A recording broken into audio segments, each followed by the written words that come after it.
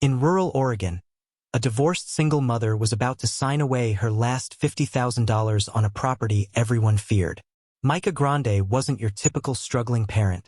For 10 years, she had survived the suffocating world of old money and manipulation. When she purchased the cursed Blackwood Farm where 3 owners had died mysteriously, she had no idea she was walking into a $250 million secret. What began as her wealthy in-laws' mockery would become a moral battle that would force her to choose between financial security and her soul. Before we jump back in, tell us where you're tuning in from, and if this story touches you, make sure you're subscribed, because tomorrow, I've saved something extra special for you.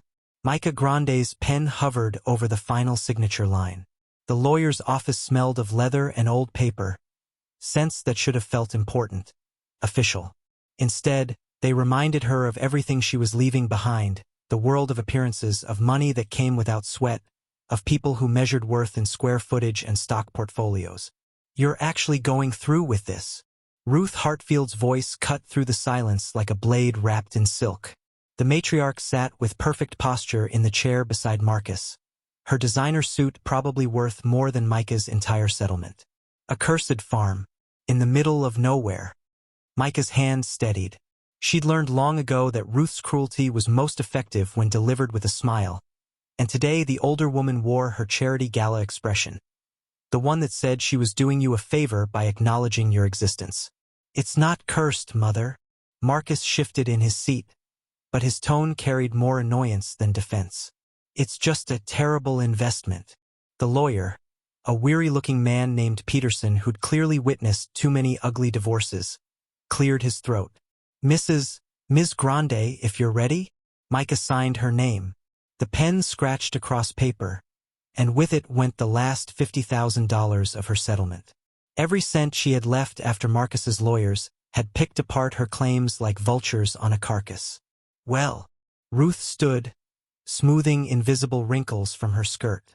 I suppose we'll be reading about this disaster in a few months, when you come crawling back, begging Marcus to save you from your poor judgment.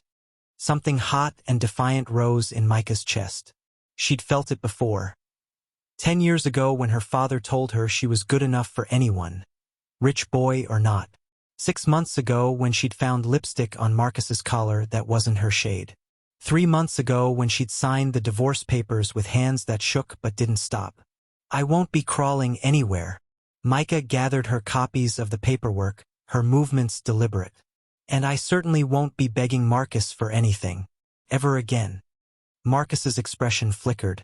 Surprise, maybe, or the faintest hint of genuine emotion breaking through his carefully maintained facade. Micah, come on. You don't have to be dramatic about this. If things don't work out, I could help. We could work something out. There it was. The manipulation disguised as generosity. The implication that she'd fail, that she'd need him, that leaving had been the mistake and not the 10 years she'd spent making herself smaller to fit into his family's narrow definition of acceptable. I need to pick up my children. Micah moved toward the door, but Ruth's voice followed her. Those poor babies. Sophia and Daniel deserve better than this fantasy you're chasing. A real home. Stability. Micah paused, her back to them. They deserve a mother who doesn't teach them that money and status matter more than integrity, or that you stay with someone who lies to you because it's comfortable. She left before Ruth could respond, before Marcus could try another angle, before the lawyer could witness her hands start to shake. The drive to Blackwood Farm took 2 hours through winding Oregon backroads. Sophia sat in the passenger seat, earbuds in, staring out the window with the kind of teenage resentment that needed no words. Daniel was in the back, quiet for once, his usual energy dampened by uncertainty. Micah had tried to make the moving van's arrival an adventure that morning, had talked about fresh starts and building something together. Sophia had looked at her like she was suggesting they colonize Mars. Daniel had asked if there'd be Wi-Fi. The answer to that, Micah had discovered during her single previous visit to the property, was no. Not yet. Along with no working electricity in half the rooms, no plumbing in the upstairs bathroom, and no hope of fixing any of it quickly on a teacher's salary. Mom! Daniel's voice was small. Are we really going to live there? Micah followed the GPS's directions down a gravel road that felt more like a suggestion than an actual path. Through the trees, she caught her first real glimpse of the farmhouse. A sagging Victorian structure that had probably been beautiful in 1890 and was now doing its best impression of a haunted house movie set. "Yes, sweetheart, we are. It looks like it's going to fall down," Sophia said, pulling out one earbud. Not to be supportive, Micah knew, but to make sure her criticism was heard clearly. "It needs work." Micah pulled up to the house, where the moving van was already waiting. "But it's ours. Nobody can take it from us or tell us we're not good enough for it." "Because nobody else wants it," Sophia muttered. Micah wanted to argue, to defend the decision, to explain that sometimes desperation and defiance look exactly the same from the outside. Instead, she got out of the car and faced the reality of what she'd bought. The house was worse than she'd remembered. The porch sagged in the middle. Several windows were cracked. The paint, what remained of it, had faded to an indeterminate gray that might have once been white or yellow or any color that suggested hope. The movers looked skeptical. "You want everything inside?" The older one gestured to the house like he was confirming she understood what inside meant. "Yes, please. I'll show you where." The next few hours blurred into exhausting work. Micah directed furniture placement in rooms that smelled of mildew and abandonment. She smiled encouragingly at her children, who looked increasingly horrified. She tried to ignore the way the floorboards creaked ominously under the weight of her father's old couch, one of the few pieces of furniture she'd kept from her childhood. By the time the movers left, the sun was starting its descent toward the mountains. Micah needed supplies, basic cleaning materials, light bulbs, something resembling food. The nearest town, according to her research, was 15 minutes away. Hollow Creek Hardware and General Store looked like it had been transplanted from a Western movie. A few locals sat on a bench outside, the kind of old-timers who seemed to exist specifically to judge newcomers. The bell above the door announced her arrival. The man behind the counter, weathered mid-60s, looked up from a newspaper. "Help you find something?" "I need." Micah pulled out the list she'd made on her phone. "Pretty much everything. Cleaning supplies, work gloves, light bulbs." "You're the one who bought Blackwood Farm." It wasn't a question. News traveled fast in small towns, apparently. "Micah Grande." She offered her hand. The man shook it briefly. "Frank Mitchell. Own this place." He studied her with the careful assessment of someone used to reading people. "You know about the property's history?" "I know it needs a lot of work." A woman browsing the paint section glanced over. She was younger, maybe 40, with the kind of sun-weathered skin that spoke of outdoor work. "She means the curse, Frank. Don't dance around it." Micah's stomach tightened. "I heard something about previous owners having bad luck." "Bad luck?" The woman laughed, but there was no humor in it. 3 owners dead in 60 years. Last one, Stevens, his name was, they found him at the bottom of the old well. Before that was the Fenwick couple. Both died in a house fire, 1987. And before that, "That's enough, Marie." A new voice, quiet but firm. Micah turned to see a man in his mid-30s, wearing work clothes and carrying a bag of seed. He had the solid build of someone who did physical labor, and eyes that carried both kindness and caution. "You're scaring her on her first day." "I'm not scared." Micah lifted her chin. "I'm just trying to buy cleaning supplies." The man's expression shifted. "Respect, maybe." "Jimmy Sullivan. I run the organic farm about 2 miles from your place. Figured I should introduce myself since we're neighbors." "Micah Grande." "I know." He hesitated, seemed to be weighing his words. "Look, I don't put much stock in curses, but that property, it's got a hard history. People who buy it tend to get ideas. About easy money, about what might be under all that land. Those ideas don't usually end well." There was genuine concern in his voice, not the mocking superiority Micah had heard from Ruth, or the gleeful schadenfreude from the woman called Marie. "I'm not looking for easy money," Micah said. "I'm looking to grow vegetables and give my kids a home." Jimmy nodded slowly. "Fair enough. You need help getting started, learning the soil, understanding the growing season. I'm happy to share what I know. No charge. That's just what neighbors do out here. Marie snorted. If they survive long enough to become neighbors. Frank handed Micah a basket. Ignore Marie. She's been predicting doom and disaster since 1992. And she's only been right twice. Get what you need. I'll give you the newcomer discount.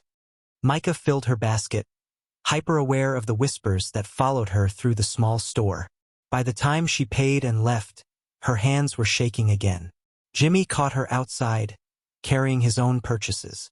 Hey, don't let them get to you. Small towns are suspicious of change. Give it time. Time.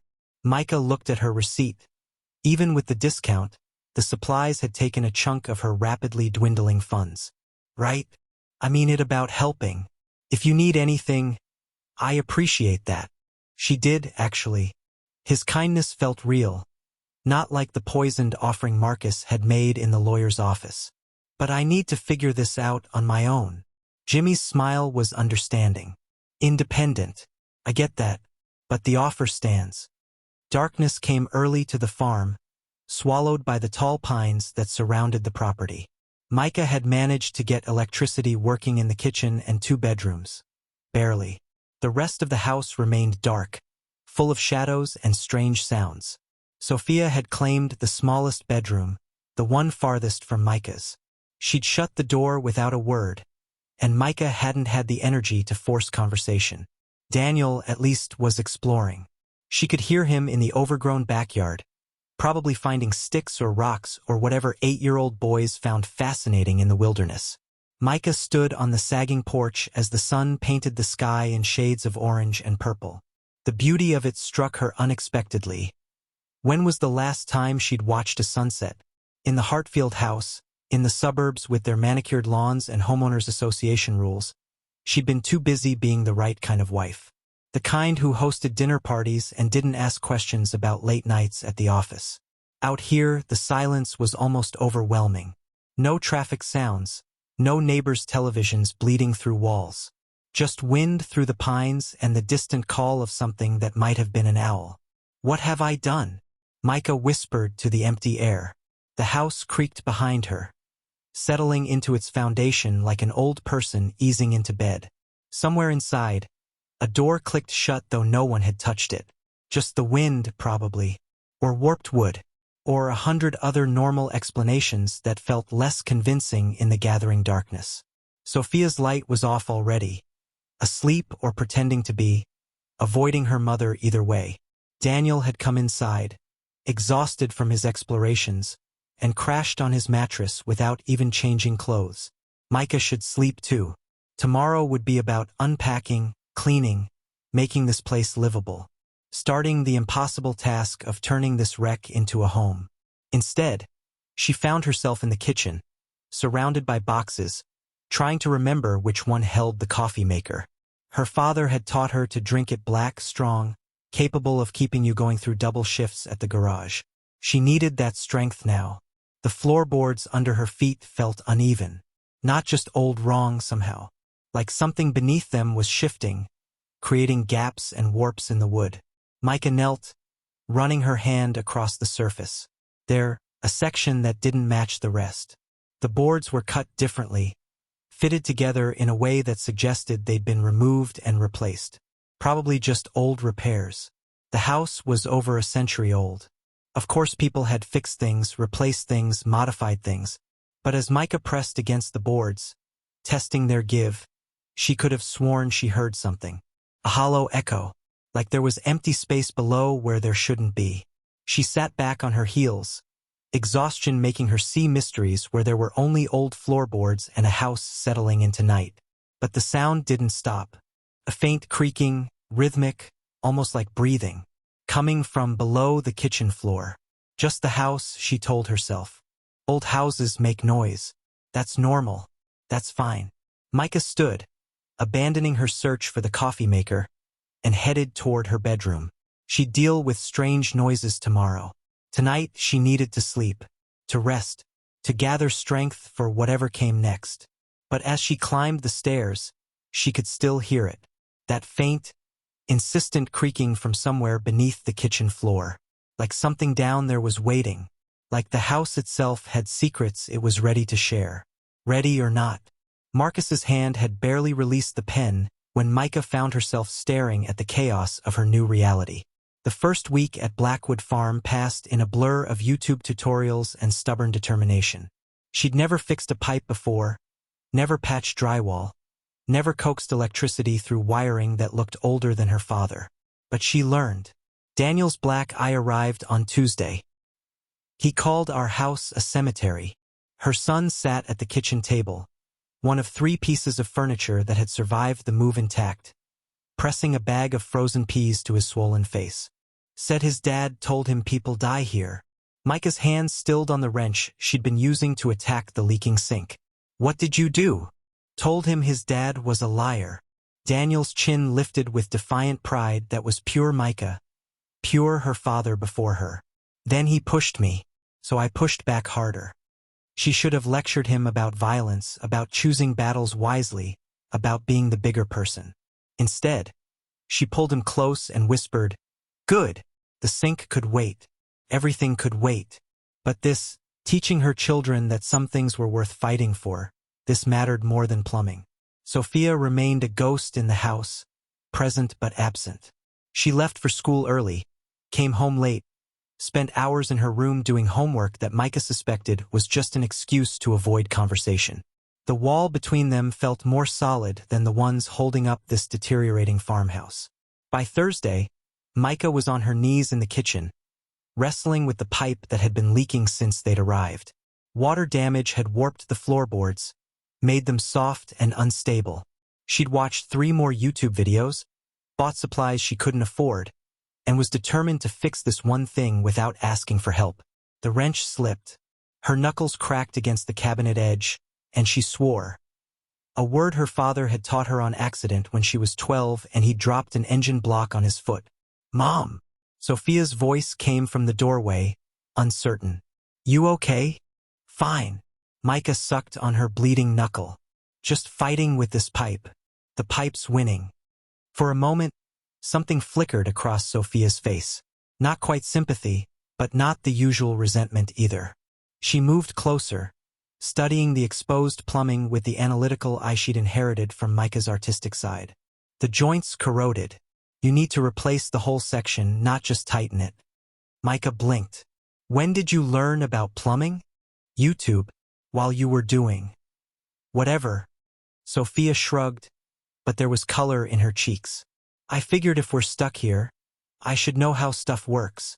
It was the most her daughter had said to her in 3 days. Micah felt something loosen in her chest. Not hope, exactly, but its distant cousin. Preparing and narrating this story took us a lot of time. So if you are enjoying it, subscribe to our channel. It means a lot to us. Now back to the story. "Want to help me figure this out?" Sophia hesitated, loyalty to her anger warring with curiosity. Curiosity won. "I guess." They worked in silence, Sophia reading instructions from her phone while Micah followed them. The pipe fought back, but together they were stronger than corroded metal and decades of neglect. When water finally flowed without leaking, they both sat back, surprised by their own competence. That's when Micah noticed it. The floorboards where the water had pooled, they'd warped worse than the others, pulling away from their neighbors. And underneath, in the gap created by the damage, she could see darkness. Not the expected crawl space or foundation, but something else. Empty space where there shouldn't be any. "Sophia." Micah pressed her hand against the boards. "They gave more than they should have. Get me the crowbar from the toolbox." "Why?" "Because I think there's something under here." Her daughter's eyes widened. For the first time since the divorce, Micah saw genuine interest replace teenage disdain. "Like a secret room?" "Maybe.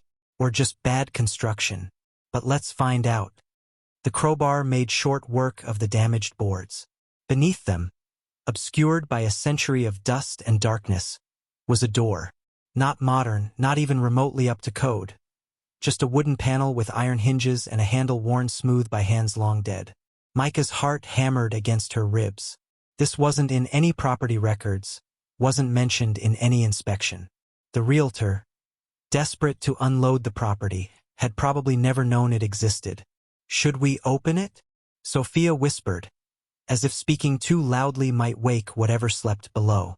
Micah thought of Ruth's mocking laughter, of Marcus's assumption that she'd fail, of every person who'd looked at her like she was making the biggest mistake of her life. Then she thought of her father, who'd taught her that the only real mistakes were the ones you made by being too afraid to try. She pulled the door open. Stone steps descended into darkness. The air that rose to meet them smelled of earth and time, of secrets kept so long they'd forgotten why they were hiding. Micah grabbed her phone, turned on the flashlight, and started down. The basement, because that's what it was, a hidden basement that shouldn't exist, was small but deliberately crafted. Stone walls, packed dirt floor, and in the corner, covered by a tarp that disintegrated at Micah's touch, furniture. A small desk, a chair, a trunk bound with leather straps that had somehow survived the decades. Sophia's flashlight joined Micah's, pushing back shadows that seemed reluctant to leave. "Mom, this is so creepy." Or amazing. Micah approached the trunk, her fingers tracing the ornate metalwork. There was a lock, but it was old, brittle. The crowbar made quick work of it. Inside, wrapped in oilcloth that had protected them from moisture and time, were books. Journals, actually, bound in leather, filled with handwriting so elegant it looked like art. Micah lifted the first one carefully. The cover bore initials, J.B. The pages were yellowed but intact, covered in flowing script that spoke of daily life in a time when this house had been new and full of hope. "Property of Josephine Blackwood," Sophia read over her shoulder. 1892. "Mom, these are over 100 years old." They climbed back to the kitchen, journals cradled like the treasures they were. Micah made hot chocolate, a peace offering, a celebration, a way to keep Sophia here in this moment of shared discovery. They sat together at the table, surrounded by moving boxes and broken dreams, and began to read. Josephine Blackwood's life unfolded in careful cursive. Farm reports, weather observations, notes about chickens and crops and the endless work of survival. But also, woven through the practical entries, something else. Cryptic references, worried observations, phrases that suggested secrets. "The weight of secrets grows heavier with each passing season," Sophia read aloud. "J.B. insists we must never speak of it, that the knowledge itself is dangerous. But I wonder if silence is its own kind of curse." Micah turned pages, searching for context. Who's J.B.? Her husband? Maybe. Sophia had pulled out her own phone, was searching historical records. Says here Josephine Blackwood lived here from 1889 to 1894. Her husband was Jacob Blackwood. He died in 1894. No cause of death listed. That's the first death. Micah's skin prickled. The first cursed owner. They kept reading. Josephine wrote about her husband's increasing obsession with what the mountain holds. About men in suits visiting from back east. About surveying equipment and geological studies and Jacob's growing certainty that they were sitting on something valuable. The treasure beneath the sorrow. Micah read from an entry dated March 1893. That's what the surveyor called it. Jacob won't tell me what they found, but I see how it's changed him. How he looks at our neighbors differently now, like they're threats to something only he can see. A knock at the door made them both jump. Micah's heart was still racing when she opened it to find Jimmy Sullivan standing on her porch, holding a basket of vegetables and wearing an apologetic smile. "Sorry to interrupt. Brought you some produce from my garden. Thought you might need." He paused, taking in Micah's dust-covered clothes, Sophia's excited expression, the pile of ancient journals on the table. "Am I interrupting something? We found a secret basement," Sophia blurted before Micah could respond. "With journals from the 1890s, the original owner's journals." Jimmy's expression shifted from friendly to intrigued. "A hidden basement? In this house?" Micah showed him, watched his farmer's eyes assess the stone construction, the deliberate craftsmanship, the fact that someone had gone to considerable trouble to hide this space. Your soil, he said as they climbed back up. I was going to talk to you about it. The mineral content's unusual for this area. Lots of iron, some copper deposits. Makes it tricky for certain crops but excellent for others. Minerals. Micah thought of Josephine's cryptic entries. The journals mentioned geological surveys. Jacob Blackwood was obsessed with something under the ground. Jimmy's expression grew thoughtful. Lot of mining happened in Oregon in the 1890s. Gold, silver, copper. Could be he thought he'd found something valuable. Or maybe he actually did, Sophia said quietly. They spent another hour reading through the journals together. Jimmy proved surprisingly helpful, his knowledge of local history filling in gaps. He explained about the mineral rush that had swept through Oregon, about the fortunes made and lost, about the way greed could consume even good people. When he finally left, after giving Micah genuine, useful advice about preparing soil for spring planting, Sophia lingered at the table instead of retreating to her room. Mom! Her daughter's voice was tentative. This place isn't what I thought it would be. Bad or good? Different. Sophia traced the elegant handwriting in Josephine's journal. Maybe. Interesting different. It was more than Micah had dared hope for. She reached across the table, covering her daughter's hand with her own. For once, Sophia didn't pull away. That night, after Sophia had finally gone to bed, Micah sat alone with the journals. She'd found a later entry, dated November 1894, just weeks before Josephine had apparently left the farm forever. The handwriting was shakier here, hurried, afraid. The earth holds what hearts cannot bear. J.B. warned me never to speak of what lies beneath, but I fear the silence will consume us all. They came again today, the men from the company. Jacob shouted at them, threatened them, but I saw fear in his eyes. Not fear of what they might take, but fear of what we've already become in wanting to keep it. Perhaps the real curse isn't the land itself, but what the promise of wealth does to those who know its secrets. Micah closed the journal slowly. Outside, the Oregon night pressed against the windows, dark and full of unknowns. Somewhere in the overgrown fields, Daniel had found adventure. Somewhere upstairs, Sophia slept without quite hating her mother for the first time in months. And somewhere beneath this old house, under layers of earth and time and carefully kept secrets, something waited. Something that had already destroyed one family. Micah told herself it was just history, just old stories, just the dramatic fears of a woman who'd lived in a different time. But in the creaking silence of Blackwood Farm, with Josephine's warnings fresh in her mind, she couldn't quite make herself believe it. The town meeting had been announced on a sun-faded bulletin board outside Hollow Creek's only community center, a building that doubled as a church on Sundays and a voting station during elections. Preserving local farms, community discussion, read the hand-lettered sign. Micah had almost driven past it, but something made her stop. Maybe it was the need to feel less alone. Maybe it was the journals weighing on her mind, their cryptic warnings making her want connection to something real and present. Or maybe it was just that she'd spent 3 weeks talking mostly to her children and Jimmy Sullivan, and even her stubborn independence had limits. The meeting room smelled of coffee and old wood. Folding chairs faced a small stage where a man in casual clothes stood organizing papers. He looked up as Micah entered, and his smile reached his eyes in a way that felt genuine. You must be Micah Grande. I'm Pastor William Gray. He came down from the stage, hand extended. Jimmy Sullivan mentioned you'd bought Blackwood Farm. Welcome to Hollow Creek. Thank you. Micah shook his hand, surprised by the warmth in his greeting. I wasn't sure if I should come. I'm pretty new to farming. We all were once. Pastor Gray's face creased with understanding. Besides, this meeting's more about keeping corporate developers from turning our valley into strip malls than it is about farming expertise. Your voice matters as much as anyone's. Other people filtered in slowly. Micah recognized Frank from the hardware store, and Marie, the woman who'd been so eager to discuss the curse. A few farmers in work clothes, some younger faces she didn't know. And in the back, arriving just as the meeting started, Jimmy with his daughter Lily.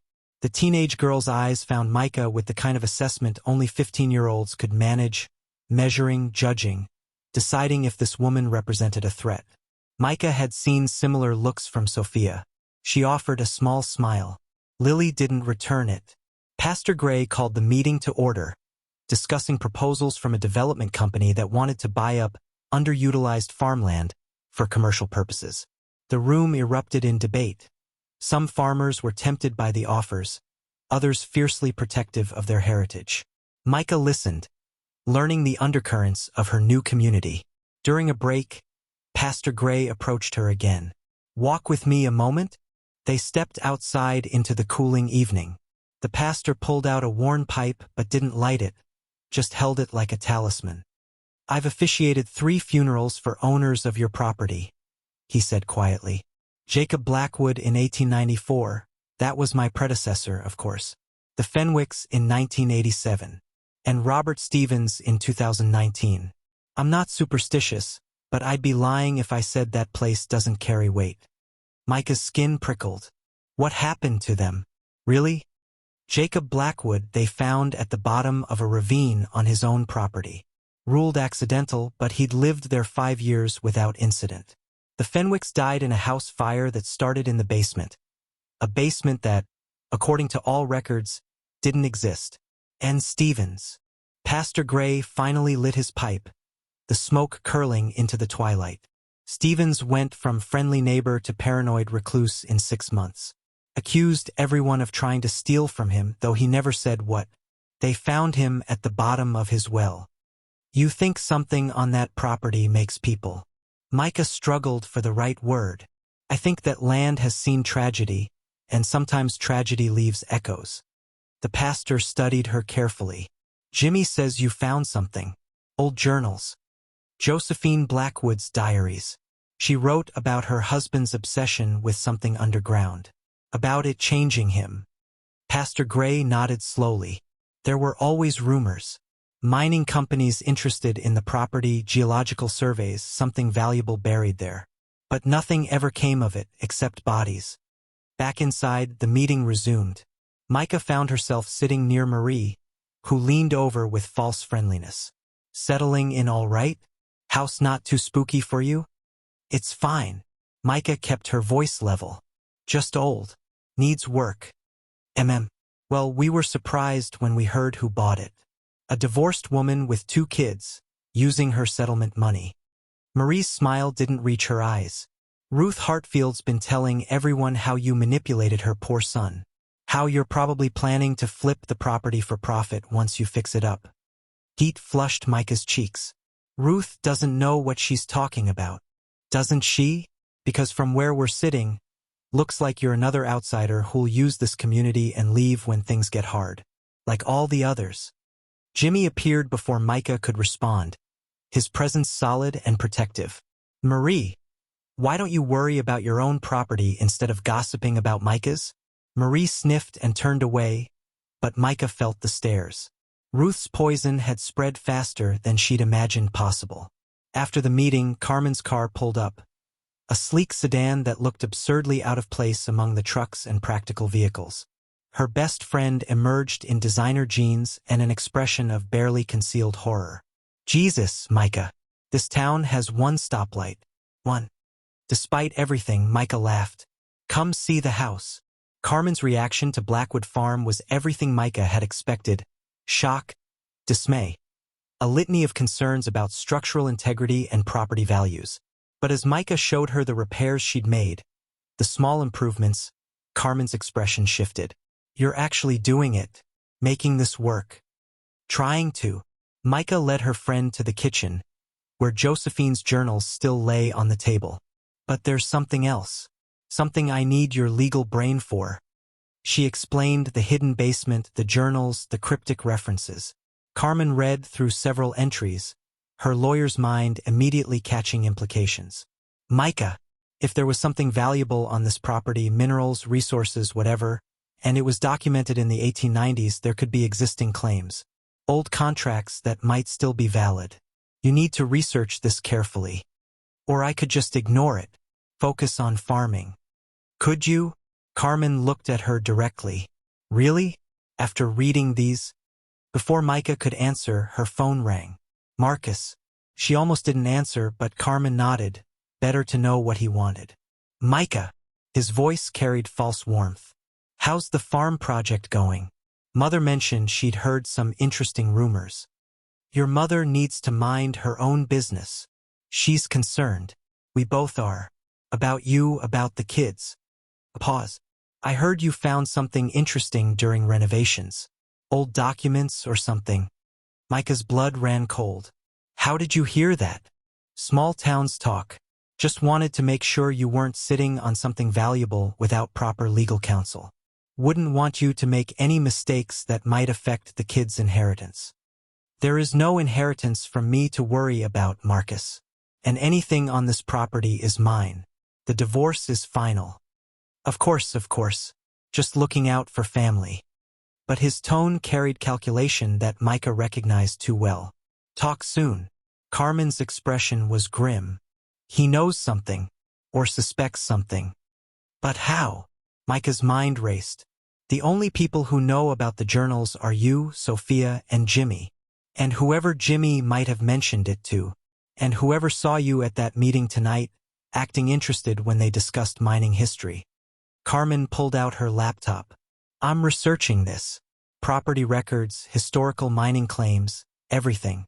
If there's something valuable on this land, we need to know before Marcus or his mother do. They worked through the night, Carmen's legal expertise cutting through centuries of records while Micah cross-referenced with Josephine's journals. Patterns emerged, geological surveys in 1893, multiple mining company inquiries, notations about significant mineral deposits that were never fully explained. Here, Carmen pointed to a document from 1961. A mining company called Titan Geological Services conducted a survey on this property. The owner, Blackwood descendant named Harold, refused to sell. He died 3 months later in an accident. That's the third death Pastor Gray mentioned. Before the Fenwicks. They stared at each other, the implications settling like stones. Micah's phone buzzed. A text from Jimmy. Can you and the kids come for dinner Sunday? Lily's asking. Says Sophia mentioned something about old maps she wanted to see. It was an olive branch, an invitation into community. Micah accepted, grateful for something normal to focus on. Sunday dinner at the Sullivan farm felt like stepping into a different world. The house was modest but cared for, filled with photos of Jimmy's late wife and the comfortable chaos of a working farm. Lily greeted them with cautious politeness that thawed slightly when Sophia showed her photos of Josephine's journals on her phone. This is incredible, Lily breathed, scrolling through images. Primary source documents from the 1890s. Do you know how rare this is? Over pot roast and homemade bread, the girls disappeared into their own conversation about history and mysteries. Daniel helped Jimmy with evening chores, delighted by chickens and barn cats. And Micah, for the first time since the divorce, felt something like peace. Until her phone rang again. Ruth this time. Micah, dear. The endearment dripped with poison. I wanted to call personally. As the children's grandmother, I'm concerned about their living conditions. That old house, the rumors about your financial situation. I think it's time we discussed alternative arrangements. For their sake. Micah's hand tightened on the phone. The children are fine. Happy even. Are they? Because I've heard about fights at school, about bullying, about a mother too distracted by fantasy renovation projects to properly care for them.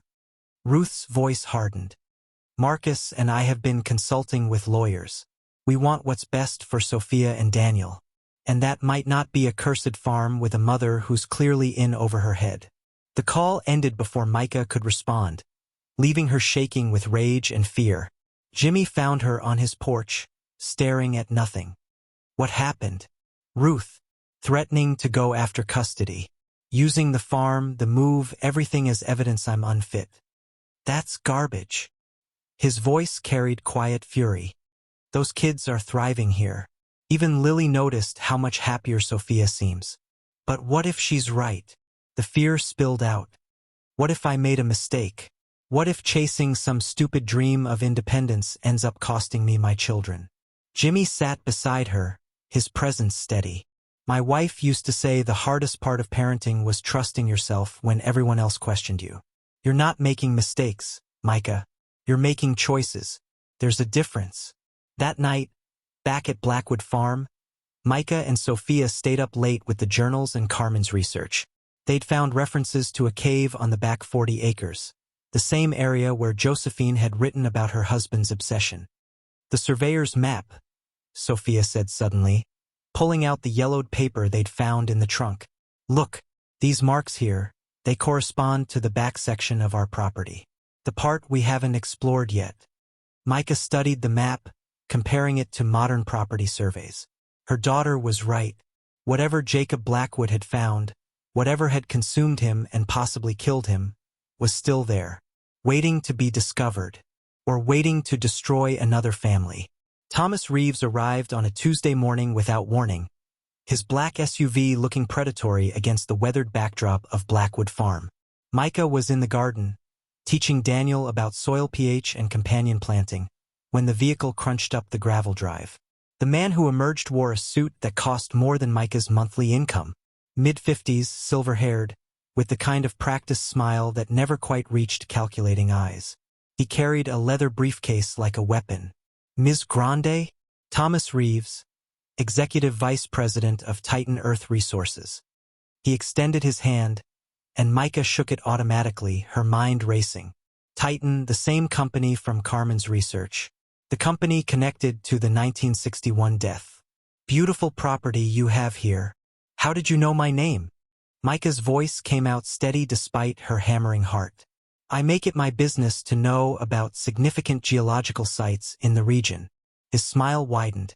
And to know the people who own them. May we talk inside? Daniel pressed against Micah's side, sensing threat the way children do.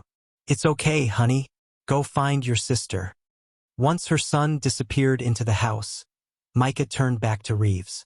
I don't recall inviting you onto my property. No, you didn't. I apologize for the intrusion. He didn't sound apologetic. But when I heard you discovered certain historical documents, journals, I believe, I knew I needed to speak with you personally, before you made any uninformed decisions. Cold dread settled in Micah's stomach. How do you know about the journals? Ms. Grande, geological surveys are public record. Mining company interests are documented history.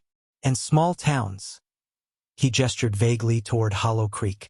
Small towns talk, especially when someone starts asking questions about mineral deposits and old mining claims. He moved toward the porch without waiting for invitation, and Micah found herself following, hating how he'd already seized control of the situation. Inside, Reeves declined coffee, got straight to business. He opened his briefcase and pulled out a folder thick with documents, geological surveys, mineral assessments, legal opinions. Your property sits on top of one of the largest untapped rare earth element deposits in North America. We've known about it since the 1960s, actually since the 1890s if you've read Josephine Blackwood's journals carefully. He spread papers across her kitchen table with practiced efficiency. Current estimated value, $250 million. The number hit Micah like a physical blow. She sat down heavily, her legs suddenly unreliable. Reeves continued as if he hadn't just upended her world. Rare earth elements are critical for modern technology. Smartphones, electric vehicles, renewable energy systems, military applications. China currently controls 90% of global supply. A domestic source of this magnitude would be invaluable. And you want to mine it. Micah's voice sounded distant to her own ears. We want to partner with you. Offer you $150 million for the mineral rights, plus ongoing royalties of 5% of extraction value. You'd retain surface rights, keep your farm, your home. We'd handle everything else. $150 million. Micah thought of her dwindling bank account, the constant worry about making ends meet. Sophia's college fund that didn't exist. Daniel's medical bills from the black eye that had gotten infected. The car that needed new brakes she couldn't afford. She struggled to form words. That's not possible. Numbers like that don't happen to people like me. They do when people like you happen to own something valuable. Reeves pulled out more documents, contracts, payment schedules, legal protections. This offer would secure your children's future. Education, healthcare, opportunities you couldn't dream of providing on a teacher's salary. Financial independence from your ex-husband and his family. Never having to worry about money again. He knew exactly where to press. Micah saw Marcus's face, Ruth's contempt, heard every dismissive comment about her poor judgment and limited prospects. This would prove them all wrong. This would give her children everything she'd failed to provide. What about the environmental impact? She asked, though her voice shook. Reeves's expression became practiced concern. Modern mining techniques are remarkably safe. We have environmental safeguards, reclamation plans, community investment programs. We'd create jobs, boost the local economy. Pastor Gray's church needs a new roof, doesn't it? The school needs updated facilities. We'd be partners in building a better community. He made it sound so reasonable, so beneficial. I need time to think, to get legal advice. Something flickered across Reeves's face. Annoyance, quickly masked. Of course, take a few days. But Ms. Grande, Micah, opportunities like this don't wait forever. And other parties are becoming aware of your property's value. Your ex-husband, for instance, has already reached out to our legal team inquiring about the mineral rights status. Marcus, of course Marcus knew. Ruth's spy network had done its work. After Reeves left, Micah sat alone at her kitchen table, staring at the documents he'd left behind like a trap. The numbers swam before her eyes. $150 million. More money than her father had made in his entire life. More than she'd ever imagined having. Enough to never feel small again. Her laptop was already open from Carmen's research. Now Micah searched for Titan Earth resources. Really searched, past the corporate PR and glossy promises. What she found made her stomach turn. Montana, 2015. Contaminated water table affecting 300 families. Lawsuits settled quietly, buried under non-disclosure agreements. West Virginia, 2018. Entire mountain ridge removed, local ecosystem destroyed, community displacement. More lawsuits, more settlements, more silence. Nevada, 2020. Rare earth mining operation that promised jobs and prosperity, delivered cancer clusters and abandoned waste ponds. Every project followed the same pattern. Big promises, bigger payouts to landowners, devastation for everyone else. And communities left to pick up the pieces after Titan moved on to the next site. Micah's phone rang. Jimmy, is it true? His voice was tight. Titan Earth Resources was at your place? News travels fast. Micah. He paused, and she could hear him choosing words carefully. I need to tell you something. About rare earth mining. About what it would do to this valley. They met at his farm an hour later. Jimmy had spread out maps, scientific papers, environmental impact studies. Lily was there too. Her teenage face set with determination that reminded Micah painfully of Sophia. Rare earth extraction uses acids and chemical processes that contaminate groundwater. Jimmy explained, pointing to diagrams. Our farms, yours, mine, every operation within 10 miles, we all draw from the same aquifer. Mining your property would poison the water source for the entire valley. Lily pulled up photos on her laptop. This is what rare earth mining sites look like after 5 years. The land doesn't recover. Can't support agriculture anymore. Can't support much of anything. Micah stared at images of desolate landscapes. Dead zones where forests used to stand. Communities turned into industrial wastelands. How long have you known? She asked quietly. I suspected when you mentioned the mineral surveys. Knew for sure when I saw Reeves's vehicle. Jimmy's jaw tightened. I was going to tell you, but I wanted you to hear it from research, not from me trying to influence your decision. My decision? Micah laughed without humor. You mean the decision between financial security for my children and destroying an entire community's livelihood? It's not that simple, isn't it? She stood, pacing. $150 million, Jimmy. Do you know what that means? Sophia could go to any college she wants. Daniel could have every opportunity. I'd never have to worry about Ruth threatening custody because I can't provide enough. I'd never have to see Marcus's smug face again. Never have to prove I'm worth something to people who've already decided I'm not. You're already worth something. His voice was gentle. You don't need money to prove that. Easy for you to say. You inherited this place free and clear. You're not fighting your ex-husband's lawyers, not watching your bank account drain every month, not lying awake wondering if you made a catastrophic mistake that's going to cost your children everything. Jimmy flinched, and Micah immediately regretted her words. His wife had died. He'd raised Lily alone through grief that made Micah's divorce seem trivial. I'm sorry. That was true, he said quietly. You're right. I don't know what it's like to be in your situation, but I know what it's like to make decisions that affect people you love. And I know that money won't fix the hole it leaves when you betray your own values. Micah drove home in silence, Jimmy's words echoing louder than the truck's engine. That night, she couldn't sleep. She kept pulling up Reeves's contract, reading the numbers, imagining what they could buy. Security, respect, proof that she hadn't destroyed her children's lives by leaving Marcus. But she also kept seeing the photos Lily had shown her. Dead land, poisoned water, communities torn apart by false promises and corporate greed. 2 a.m. Her phone lit up. A text from an unknown number. Think carefully about who your real friends are. Some people will try to manipulate you into poverty to serve their own interests. You deserve better. T.R. Thomas Reeves. Still working his angle even in the middle of the night. Another text arrived minutes later, this one from Marcus. Mother tells me you've had some interesting visitors.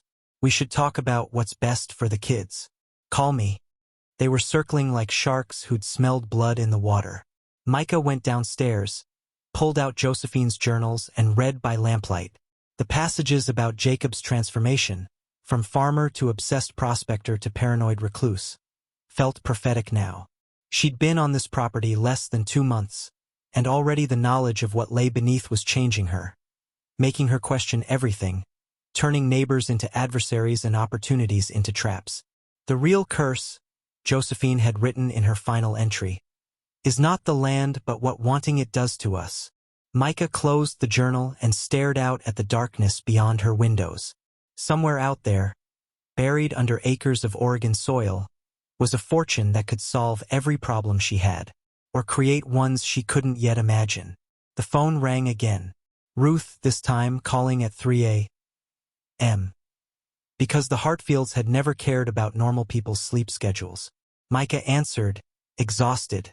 What do you want, Ruth? $200 million, apparently.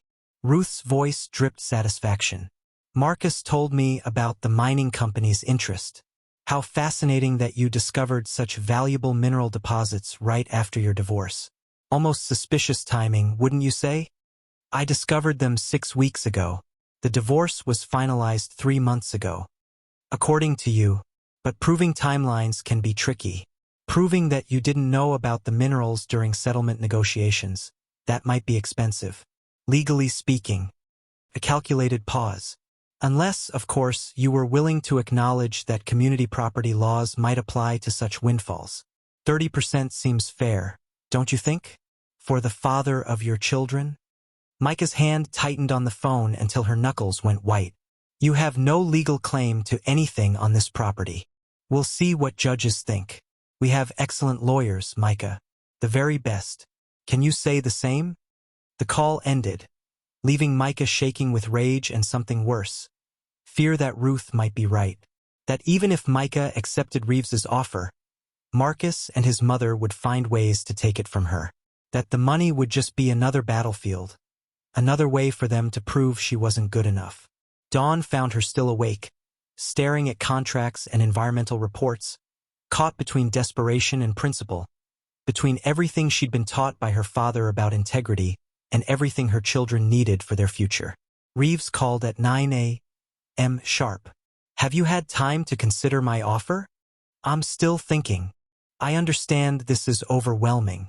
Perhaps it would help if we raised our offer to $200 million. As a gesture of good faith, 50 million more. Added casually, like it was nothing, like he was offering to pay for coffee, not changing the entire trajectory of her life. Why? Micah asked. Why increase it if you think your original offer was fair? A pause. Then Reeves's voice, dropping the friendly facade.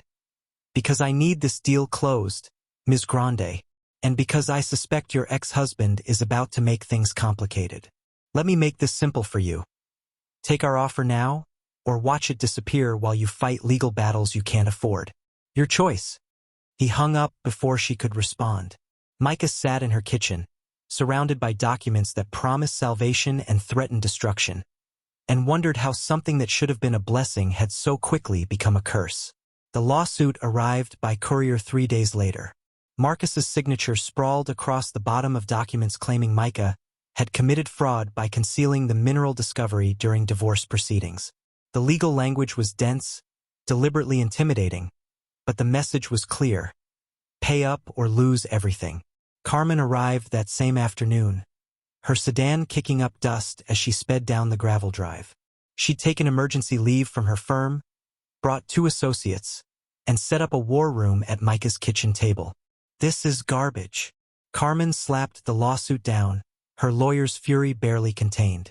You discovered the minerals after the divorce was finalized. We have dates, documentation, witnesses. Any judge will throw this out. But fighting it costs money I don't have. Which is exactly what they're counting on. Carmen pulled out her laptop. Ruth's playing a longer game. She's not trying to win. She's trying to break you. Make you so desperate you'll accept Reeves's offer just to afford legal defense, then sue for a share of that. The next blow came through the media. Local news ran a story, clearly fed by Ruth's PR machine, about a divorced mother who'd suddenly discovered valuable minerals on property purchased with settlement funds.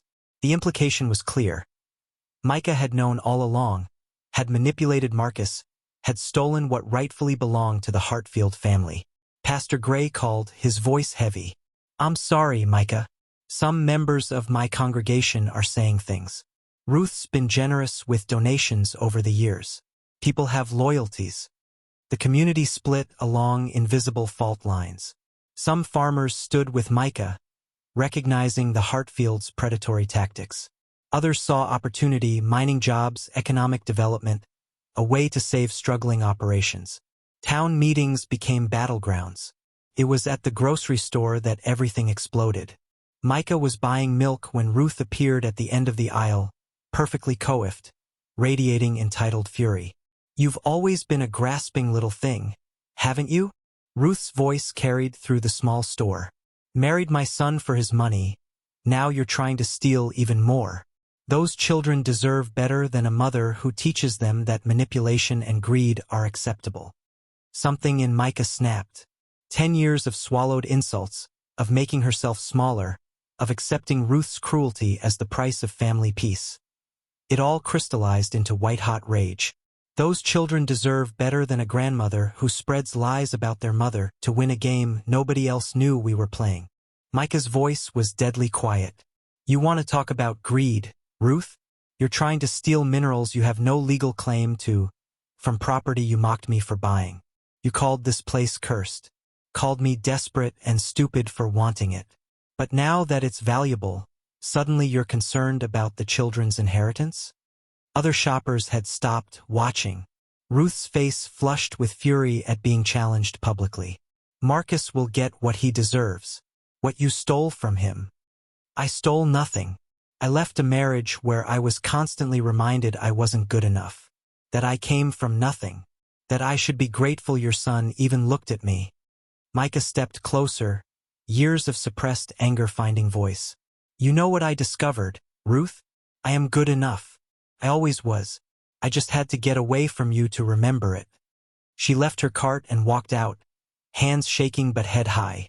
That evening, during a custody exchange, Sophia overheard Marcus on his phone in the driveway, his voice carrying through the open window. She's sitting on $250 million and acting like some kind of martyr. Mother's right, we need to push harder. Break her down until she takes the mining deal, then we claim our share. No, the kids are fine, that's just leverage. Of course I don't actually want custody, are you insane? But threatening it keeps her off balance. Sophia stood frozen in the doorway, 12 years old and hearing her father reduce her to a bargaining chip. When Marcus turned and saw her face, he had the grace to look ashamed. But only for a moment. Sophia, sweetheart, that's not. You don't understand business? I understand you. Her voice was ice, pure Micah in that moment. I understand you perfectly now. She walked back inside, past her mother, straight to her room. 10 minutes later, she emerged with her overnight bag. I'm not going with him. Sophia's jaw was set. Not tonight. Not ever again. Marcus tried arguing, threatening, pleading, but Sophia was unmovable. And even Marcus couldn't force a 12-year-old who'd finally seen through his performance. After he left, promising legal action, custody hearings, consequences, Micah found Sophia in her room, staring at Josephine's journals. She wrote about this, Sophia said quietly, about how money changed her husband, made him see everyone as threats instead of neighbors, made him forget what actually mattered. She looked up at her mother, eyes bright with unshed tears. I don't want that to happen to us. Micah pulled her daughter close, holding tight against everything trying to tear them apart. It won't, she promised. I won't let it. But outside, Reeves's black SUV rolled past slowly, a reminder that some promises were harder to keep than others. The October rain turned Blackwood Farm's driveway into a river of mud when Vivian Blackwood arrived. Micah watched from the kitchen window as an ancient Volvo navigated the ruts with surprising skill, parking near the sagging porch. The woman who emerged moved with the careful deliberation of someone who'd learned not to trust their bones. But her eyes were sharp as she studied the farmhouse. Micah met her at the door. Vivian Blackwood was 82 years old, rail-thin, with white hair pulled into a severe bun and hands that trembled slightly as she gripped a worn leather satchel. You're Micah Grande. Not a question. I'm Vivian Blackwood. I lived here until I was 18. Haven't been back since 1962. I know who you are. Micah stepped aside. Come in, please. Vivian's eyes swept the interior, cataloging changes and constants. She touched the banister with something like grief, ran her fingers along the doorframe to the kitchen where Josephine's journals still lay on the table. You found her writings. Vivian's voice caught. I always wondered if they'd survived. You knew about them? My father told me before. She sat heavily, suddenly looking every one of her years. Before they killed him. The words hung in the air like smoke. Sophia appeared in the doorway, drawn by the stranger's voice, and Vivian's gaze found her with recognition. You look like Josephine. Same eyes, same stubborn chin. A ghost of a smile. She'd be glad someone's reading her truth. Micah sat across from Vivian, heart pounding. Tell me what happened, please. Vivian opened her satchel with shaking hands and pulled out a manila envelope, yellowed with age. Inside were documents, geological surveys, letters, photographs of men in suits standing on property that Micah now recognized as Blackwood Farm. My father, Harold Blackwood, was Josephine's grandson. He inherited this farm in 1958. 3 years later, a mining company came, Titan Geological Services they called themselves then, said they'd found something valuable under our land. Rare earth elements, though we didn't know what that meant. She spread photographs across the table. One showed a younger Vivian beside a stern-faced man who must have been her father. Another showed the men in suits, their smiles predatory. They offered him a fortune. $2 million, unimaginable money in 1961. Said they'd make him rich, make the whole community prosper. Vivian's fingers traced her father's photograph. But Dad had read Josephine's journals, knew what the knowledge had done to her husband Jacob, how it poisoned him, turned him paranoid and cruel. Dad refused the money. And they killed him for it? Made it look like an accident. He fell or was pushed from the hayloft in the barn. Broken neck. The man who found him was one of Titan's local contractors. Vivian's voice hardened. A week after the funeral, That same man died in a truck accident on the mountain road. Brakes failed. Convenient, isn't it? The witness and the evidence both gone. Sophia moved closer, drawn into the story. But you knew. You had proof. I had suspicions. And these? Vivian pulled out more documents. Letters between Titan executives discussing the Blackwood problem and how to resolve obstacles to acquisition. Nothing explicitly criminal, but the implications were damning. I was 18, alone, terrified. So I ran. Left everything behind and never looked back. Until now. Why now? Micah asked. Vivian's eyes met hers, fierce despite the years. Because history's repeating. Thomas Reeves works for Titan Earth Resources, the same company, just renamed after lawsuits and scandals. They've been waiting 60 years for another chance at these minerals. And now they've found someone desperate enough to consider selling. The accusation stung because it was true. Micah had considered it, was still considering it if she was honest. I'm not desperate, she said, but her voice lacked conviction. Aren't you? Vivian's tone wasn't cruel, just tired. They know everything about you, Micah. Your divorce, your finances, your children's needs. They knew about my father's debts too. About the medical bills from my mother's cancer treatments. They always know exactly where to press. She pushed a leather-bound journal across the table, Harold's diary. Read this. See what happened to my father when he tried to fight them. When the pressure became too much and he started to break. Micah opened the journal. Harold's handwriting deteriorated over months. From neat and confident to cramped and paranoid. He wrote about being followed, about neighbors turning hostile, about anonymous threats and small acts of sabotage. About how everyone suddenly seemed to want him to sell, to take the money, to stop being stubborn. The real curse of Blackwood Farm, Vivian said quietly, isn't supernatural. It's what greed does to people. What the promise of wealth makes them willing to ignore, willing to sacrifice, willing to become. She stood, leaving the documents and journals on the table. I can't tell you what to do, but I can tell you this. If you sell to Titan, you won't just be betraying this community. You'll be proving that they were right, that everyone has a price, that money matters more than integrity, that 60 years of patience was worth it because eventually, someone desperate enough always comes along. At the door, Vivian paused. My father died protecting this land. Not because it was cursed, but because he refused to let his greed curse everyone else. I've spent 60 years wondering if his choice was worth it. If dying for principle was noble or just stupid. She looked back at Micah, her eyes ancient and sad. Now you get to make that same choice. I just hope you survive it better than he did. After Vivian left, Micah sat alone with decades of evidence spread before her. Carmen found her there an hour later. Harold's journal open to the final entry, dated 3 days before his death. They're winning. I can feel it. The pressure, the isolation, the constant fear. I understand now what drove Jacob Blackwood mad. It's not the minerals themselves, it's knowing what they could buy, what they could fix, what they could prove. And knowing that keeping them buried means choosing struggle over ease, principle over profit. Josephine was right. The real treasure isn't what's beneath the ground. It's having the strength to leave it there. Micah looked up at Carmen, her decision crystallizing like ice in her chest. Call Pastor Gray, she said. I'm organizing a town hall meeting. It's time everyone knew the truth. The community center filled beyond capacity. Micah had invited everyone. Farmers and shopkeepers, Marcus and Ruth, Thomas Reeves, local media, and Pastor Gray to moderate. Word had spread through Hollow Creek like wildfire. The single mom from Blackwood Farm was finally going to reveal what everyone had been whispering about. Micah stood at the front, her hands steady despite the fear coursing through her veins. Sophia sat in the front row beside Carmen, her daughter's presence anchoring her courage.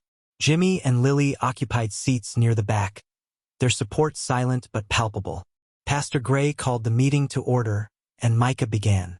3 months ago, I bought Blackwood Farm with the last money I had.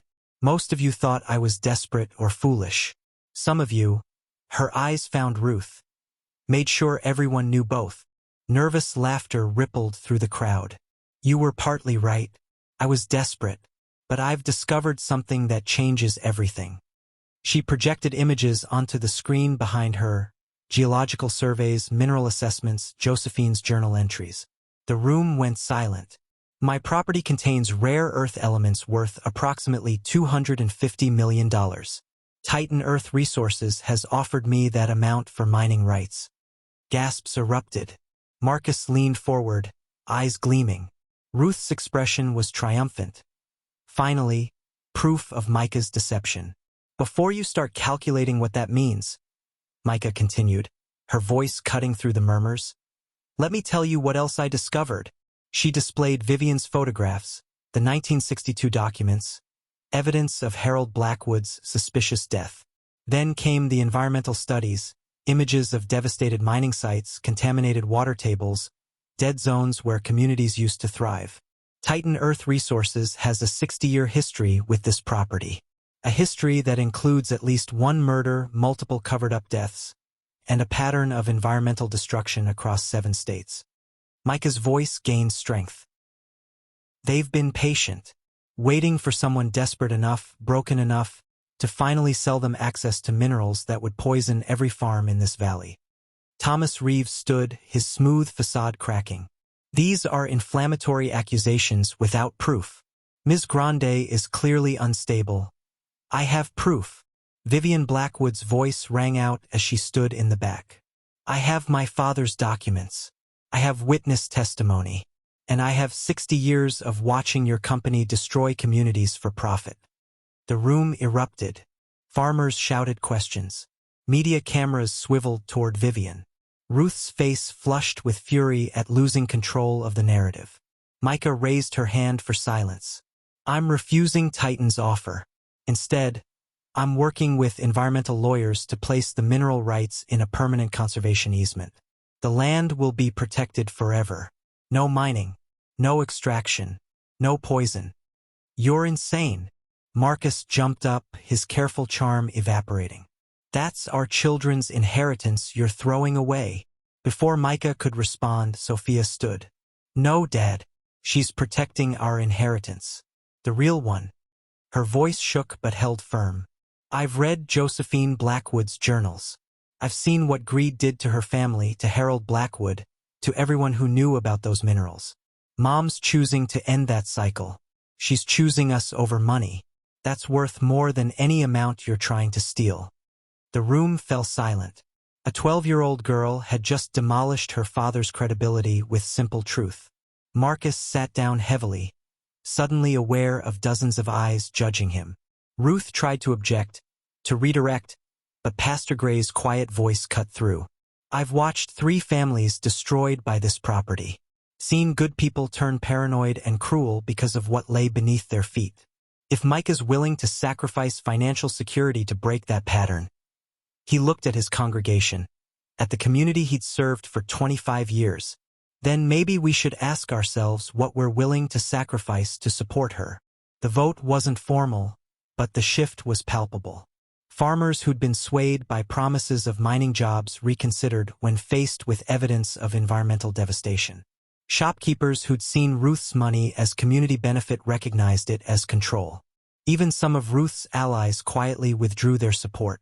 Reeves made one final attempt, his voice cold with barely contained rage.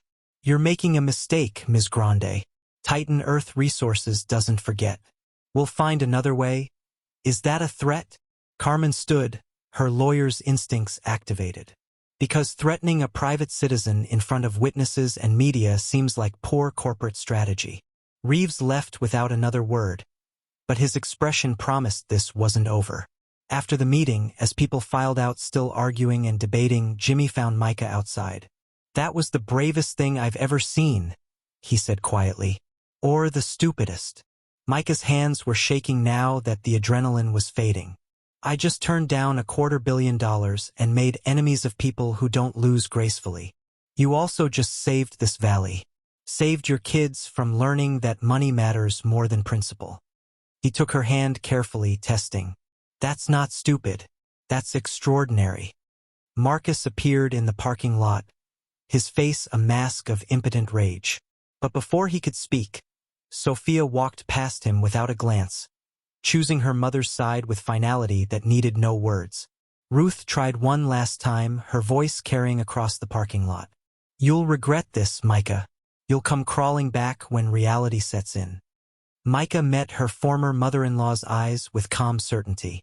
"The only thing I regret is not standing up to you 10 years sooner." As they drove home, Micah, Sophia, and Daniel, the weight of what she'd done settled over her. She'd chosen principle over security, community over wealth, integrity over everything the Hartfields had taught her to value. She'd also made powerful enemies who wouldn't stop until they found another angle, another pressure point, another way to win. But for tonight, with her children beside her and her conscience clear, Micah allowed herself to feel something she hadn't felt in months: pride. The backlash came swiftly and from multiple directions. 3 days after the town hall, a coalition of environmental groups contacted Micah. They'd seen the media coverage, her story had gone regional, then national, framed as "single mother chooses community over $250 million payday." Donations poured in to help fund the conservation easement legal work. Lawyers from Portland offered pro bono services. A documentary filmmaker wanted to tell her story. But for every voice of support, there was pushback. Titan Earth Resources launched a counter-campaign within a week. They hired local men who'd hoped for mining jobs, men with families to feed and bills mounting, to protest outside Blackwood Farm. Signs appeared: "Micah Grande stole our future," and "Environmental extremism kills jobs." The protesters were paid, Jimmy discovered, $50 a day plus lunch. Titan's money buying manufactured outrage. Micah watched from her porch as trucks rolled past slowly, men shouting accusations. Daniel pressed against her side, confused and frightened. Sophia filmed it on her phone, documenting everything with the fierce determination she'd inherited from her mother. "Why are they so angry?" Daniel asked. "Because someone's paying them to be." Micah kept her voice steady. "And because change is scary. They're afraid of losing something they never actually had." The legal assault intensified. Marcus filed for emergency custody evaluation, claiming Micah's financial instability and increasingly erratic behavior made her unfit. The petition cited the protesters, the media attention, the dangerous elements now surrounding his children. Carmen moved into the farmhouse's spare room, working 18-hour days to counter every legal maneuver. She pulled records proving Marcus's business failures, documented his affair, compiled evidence of the Hartfields' harassment campaign. But the process was exhausting and expensive, even with pro bono help. The school board meeting came next. Ruth had been a major donor for years: new computers in the library, updated science labs, sports equipment. Now she wielded that generosity like a weapon. 3 board members questioned whether Micah's part-time teaching position was appropriate given the controversy surrounding her. Principal Edwards defended her, pointing out that Micah's students consistently showed improvement and that her personal life had no bearing on her professional competence. But the damage was done. Parents whispered. Some requested their children be moved to different classes. Daniel got into another fight at school, this time with a boy whose father was one of Titan's paid protesters. The boy had called Micah a tree-hugging thief. Daniel had responded with his fists. Micah sat in the principal's office, her son beside her with split knuckles and defiant eyes, and felt the weight of her choices crushing down. What had she proven? That principle mattered more than her children's peace? That standing up to corporate greed meant making her kids targets? "I'm sorry, Mom." Daniel's voice was small, but he said you were stealing from his family. That we'd be rich if you weren't so stupid. "You're not stupid," Sophia said fiercely from the doorway, having been called from her class. "And anyone who says different can go to hell." "Language," Micah said automatically, but her heart wasn't in it. That evening, Jimmy appeared at her door with dinner he'd cooked and determination in his eyes. Community Harvest Day, this Saturday. Every farmer in the valley who supports what you're doing is coming to help get your fields ready for spring planting. "Jimmy, I can't ask." "You're not asking. We're telling." His voice was firm. You stood up for this community. Now the community stands up for you. Saturday dawned cold and clear. Micah woke expecting maybe a dozen people. Instead, she found 40 farmers with their equipment, tools, and families. Pastor Gray arrived with his congregation, bringing food and willing hands. Even Frank from the hardware store showed up with donated supplies. They worked all day, turning Blackwood Farm's neglected fields into productive land. Jimmy directed the effort with quiet competence, teaching Micah about crop rotation and soil management while tractors hummed and children played in the barn. Lily organized the teenagers into a work crew that attacked the overgrown orchards with impressive efficiency. Ruth's private investigator showed up to document the gathering, looking for evidence of something improper. Instead, he photographed a community coming together, neighbors helping neighbors, exactly the kind of wholesome activity that undermined every accusation the Hartfields had made. Pastor Gray found Micah during a break, both of them watching the organized chaos. Some of my congregation wanted mining jobs, wanted the economic development Titan promised. He paused, choosing words carefully. But watching what community actually looks like when it's built on something real instead of corporate promises, it's changing minds. Not everyone's, Micah said, nodding toward a cluster of protesters still manning the road. No, but enough. He smiled. Faith isn't about converting everyone. It's about being right in your own soul and trusting others will find their way.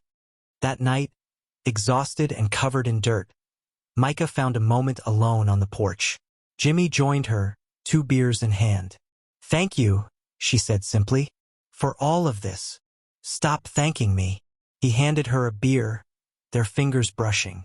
You've given people something to believe in, a story where the underdog doesn't sell out, where principle actually wins. That's rare enough to be worth protecting. Jimmy, she hesitated, years of failed marriage making vulnerability terrifying. I need you to know, I'm not looking for someone to rescue me. I don't need saving. I know. His smile was soft. That's why I'm here. Not to save you, to stand beside you. There's a difference. He kissed her then, gentle and certain, and for a moment the weight of everything else fell away. The moment shattered when headlights swept the driveway. Carmen's car driving fast. She emerged with her laptop, face grim. Custody evaluation report came back early. Marcus's lawyers expedited it. She pulled up the document. It's not good. The evaluator noted the protests, the media attention, the instability of your financial situation. She's recommending a hearing to determine if temporary custody modification is warranted. Micah's world tilted. They can't. I haven't done anything wrong. You embarrassed a wealthy family and refused a corporation's money. In some circles, that's worse than being an unfit mother. Carmen's expression was fierce. But we're going to fight this.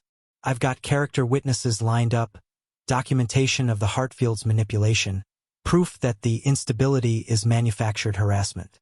The hearing was set for 3 weeks out. 3 weeks of limbo, of watching her children and wondering if this would be the fight that finally broke her. Lily's environmental movement gained momentum. She'd organized students from 3 counties, created social media campaigns showing what rare earth mining did to communities, and somehow gotten a state senator interested in the issue.